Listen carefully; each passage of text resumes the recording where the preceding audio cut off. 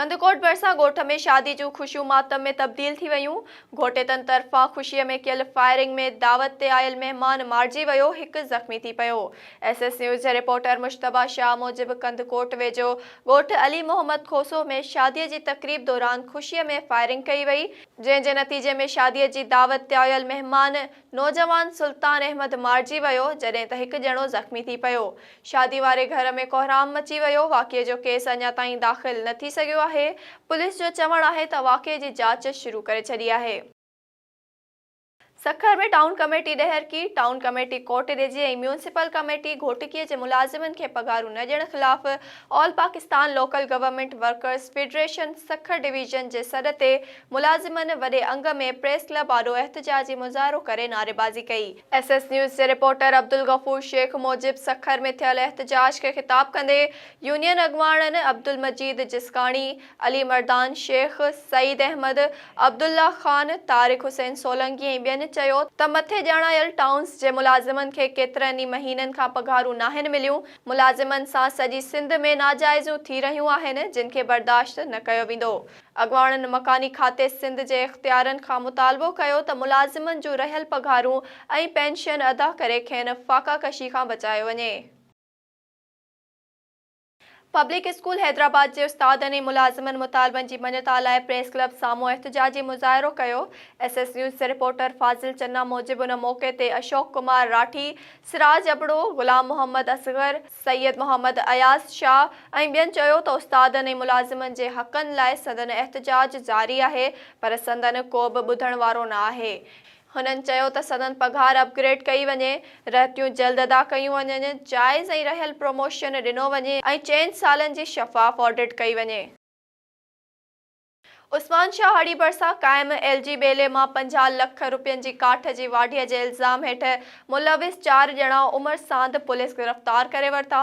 SS news जे reporter AG आकलाणी मूजिबि उमर सांद police पारां गिरफ़्तार कयल जवाबदारनि में इमाम बख्श महकाणी, रहीम बख्श, नौबत महकाणी ऐं फयाज़ मरी शामिल आहिनि। उमर सांद पुलिस कार्रवाई कंदे LG ॿेले मां काठ जे वाढे ऐं चोरी में मुलविस 4 ॼणनि खे गिरफ़्तार करे वरितो।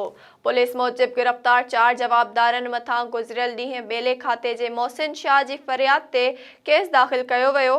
ॿेले खाते जे फॉरेस्ट गार्ड मोहम्मद शाह जी फ़रियाद ते 15 खां मथे जवाबदारनि मथां काठ चोरी ऐं वाढे जो केस उमर सांद थाणे ते दाख़िल कयो वियो। सॻियूं में हिकु ॾींहं लाइ मुफ़्त जनरल मेडिकल कैंप लॻाई वई, जंहिं में अखियुनि जे माहिर डॉक्टरनि समेत ॿियनि मुख़्तलिफ़ बीमारियुनि जे डॉक्टर तोड़े लेडी डॉक्टर्स 700 खां वधीक मुख़्तलिफ़ बीमारियुनि जे मरीज़नि जो चेकअप करे दवाऊं ॾिनियूं।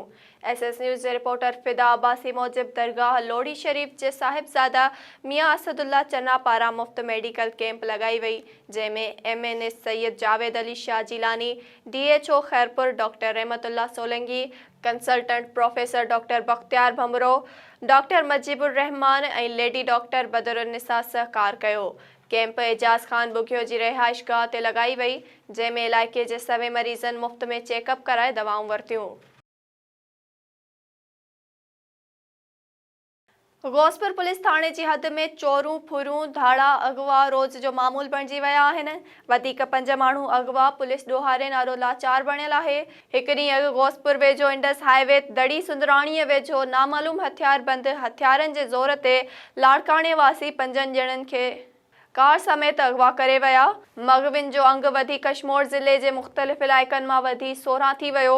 ग़ौसपुर पुलिस थाणे जी हद पुलिस पक्ट मखवाणी भरिसां दड़ी सुंदराणी वारे इलाइक़े मां लावारिस हालत में मिलियल कार मां मुबैना तौरु 5 माण्हू अगवा थियण जो इंकशाफ़ थियो आहे।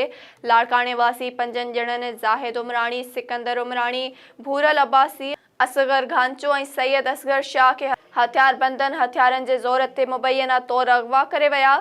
ज़रियनि जो चवणु आहे त पुलिस काल्ह हिकु मग़वी ज़ाहिद जी तस्दीक कई हुई।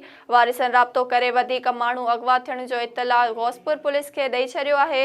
ॿी तरफ़ ज़रियनि जो चवणु आहे त मग़विन जी बाज़ियाबीअ लाइ पुलिस राॼोणी तरीक़े सां कोशिशूं तेज़ करे छॾियूं आहिनि। ॿिए तरफ़ ग़ौसपुर जे कचे वारे इलाइक़े में मुख़्तलिफ़ इलाइक़नि मां अगवा थियल पुलिस वटि रिपोर्ट न थियल केतिरा ई नौजवान ॾोहारियुनि वटि क़ैद आहिनि, जिन जा वक़्तनि ब वक़्तनि वीडियो जारी कया वेंदा आहिनि। टंडो आदम शहर जे भचा पाड़े में पुरानी दुश्मनी तां भचा बिरादरीअ जे ॿिनि धुरियुनि में हलंदड़ छिकताण जे नतीजे में हिकु धुर पारां पंहिंजे मुखालिफ़ ते फायरिंग करे नौजवान वकार बच्चो खे मौके ते क़त्ल करे छॾियो। वकार बच्चो खे क़त्ल करण खां पोइ कातिल मौके तां फरार थी वियो।